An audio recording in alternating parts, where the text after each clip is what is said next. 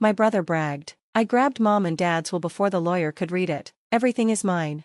I thought he'd won, until the lawyer gave a little smile and said, actually, there's a secret copy. When he read it, my brother's face turned pale.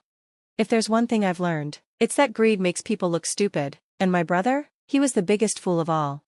Let me start from the beginning.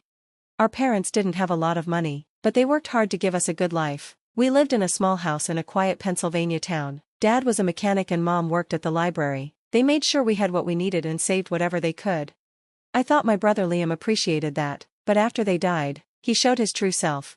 Mom passed away from a stroke. Dad died not long after, probably from a broken heart. We were left with the house, a small retirement fund, and some savings. I didn't expect to get rich, and honestly, I didn't care. Our parents weren't materialistic, and neither was I.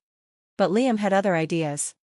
Liam always found ways to benefit himself. Growing up, he was the golden boy, good grades, star athlete, and always Mom and Dad's favorite. I didn't hate him for it, but I hated how he acted like he was better than me. He went to college, got a finance job in New York, and moved away. I stayed home, worked in construction, and looked after our parents as they got older. I took Mom to appointments, mowed the lawn, and stayed by their beds in the hospital. Liam? He barely called once a month. So when the lawyer asked us to come in for the will, I assumed we'd split everything fairly. That's what our parents would have wanted. Liam showed up looking smug, like he'd already won.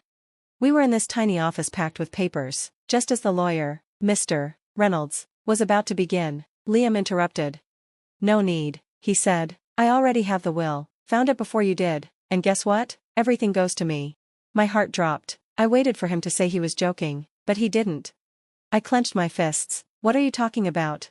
He shrugged. Mom and Dad left it all to me, their choice, not mine. That makes no sense, I said. Because I'm the responsible one, he said. You'd probably waste it all on beer. He pulled a folded piece of paper from his jacket and waved it at me. See? Their signatures and everything. It's legal. I grabbed it. It looked real, but something felt wrong. I looked at Mr. Reynolds, hoping he'd say this wasn't right. To my surprise, he didn't seem worried. Instead, he smiled calmly. Liam frowned. What? Mr. Reynolds leaned back and said, that's very interesting. Liam scoffed. It's the will, I have it. Mr. Reynolds replied. Your parents were careful, they made a second will, a secret one, they gave it to me directly. Liam's smile vanished. When Mr. Reynolds pulled out a sealed envelope, Liam went pale. I sat there in shock as the lawyer opened it. Liam stammered, that's not real. Mr. Reynolds ignored him and began reading. We, James and Margaret Whitman, being of sound mind and body, declare this to be our final will and testament. Liam looked like he wanted to grab the paper, but didn't move. Our estate, including our home and savings, shall be divided as follows. I held my breath. To our eldest son, Liam Whitman, we leave exactly $1. Silence. At first, I thought I heard wrong, then I saw Liam's jaw tighten. His eyes darted around like he was trying to escape. Mr. Reynolds kept reading. The remainder of our estate, including our home, savings, and any other assets, shall go to our younger son, Daniel Whitman. My heart raced. I stared at the lawyer, then at Liam, then at the will. Liam jumped out of his chair. This is a joke, he shouted, his voice shaking. This is fake. You made this up.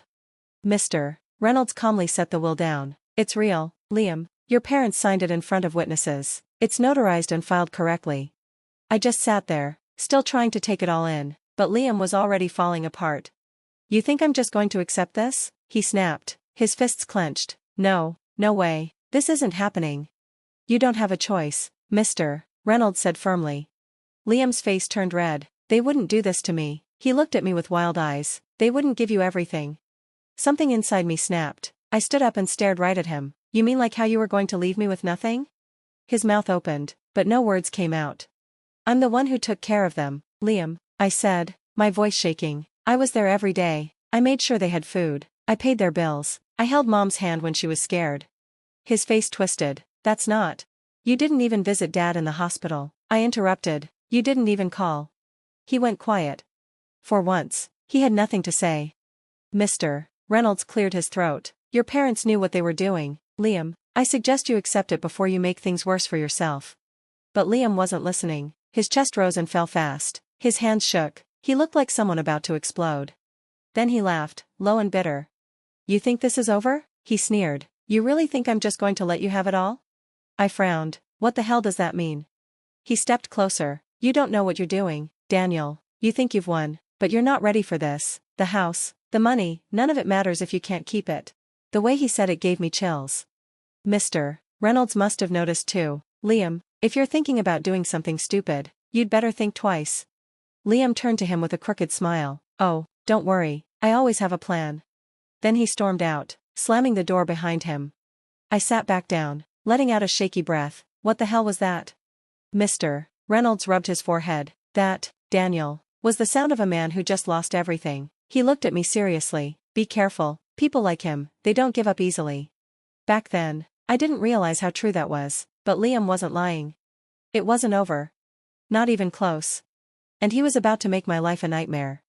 Liam left the office that day, but deep down, I knew he wouldn't stay quiet. For the next few days, I kept waiting, wondering what he'd do next. I could barely sleep.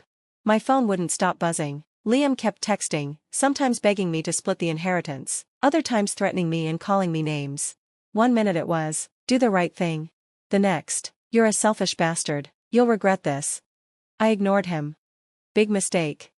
The break-in. 3 nights after the will reading, I was still staying at Mom and Dad's house, trying to figure out what to do with everything they left behind. The place still smelled like them. Their clothes were in the closet. Dad's favorite chair sat in the corner like he'd just stepped out for a minute. It was hard being there. I fell asleep on the couch, completely worn out. Around 2 a.m., I woke up to a strange sound, soft clicking, like metal scraping metal. My heart jumped, then I heard it again. It was coming from the back door. Someone was picking the lock. Adrenaline kicked in. I grabbed the closest thing I could find, a heavy fireplace poker, and crept toward the kitchen. The door creaked open. Liam walked in. He froze when he saw me. I turned on the light. What the hell are you doing? I asked. His face twisted. This house should have been mine, Daniel. I gripped the poker tighter. You broke in. He looked around, trying to come up with a lie, but there was nothing he could say. He let out a sigh and took a step back. You're overreacting. I was just. You were going to steal something, weren't you? What was it? Papers? Money? Liam scoffed. There's nothing worth stealing in this dump. He turned to leave, like that was the end of it. But I wasn't letting it go. I grabbed his arm. No, you don't just walk away. He pulled free and got in my face. What are you going to do? Call the cops? You wouldn't. I wanted to. I should have, but he was my brother, and I still believed this was the worst he could do. So I let him go. The lawsuit. The next morning, I found an envelope taped to the front door. It looked official. Inside was a letter. Liam was suing me.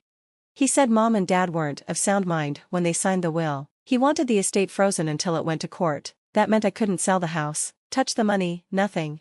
He was trying to drown me in legal bills. I called Mr. Reynolds, panicked. Can he do this?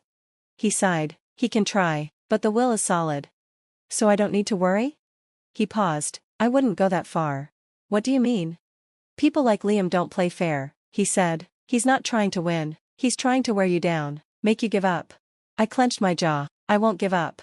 Mr. Reynolds chuckled. Good, because things are about to get messy. He was right.